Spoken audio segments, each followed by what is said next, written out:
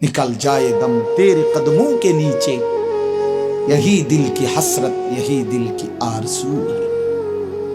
আল্লাহর প্রিয় বান্দারা এটা বলে যে হে বড় মাওলা, আপনার কদমের নিচে জীবন দিয়ে দিলাম।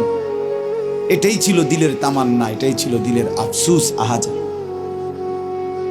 সাহাবায়ে কেরাম যখন আল্লাহর জন্য শহীদ হইতেন, অসংখ্য সাহাবীদের জীবনীতে আছে, যুদ্ধের ময়দানে যখন শহীদ হইতেন রক্ত মাখা শরীর নিয়া, শেষ মুহূর্তে সাহাবীরা একটা কথাই শুধু বলতেন, ফুস্তু ওয়া রাব্বিল কাবা, কাবার রবের কসম আমি কামিয়াব হয়ে গেলাম, আমি সফল। ফুস্তু অর্থ হলো আমি সফল হয়ে গেলাম, সফল হয়ে গেলাম। তার মানে শহীদ ব্যর্থ হয় নাই, শহীদ কি হয়েছে? সফল হয়েছে।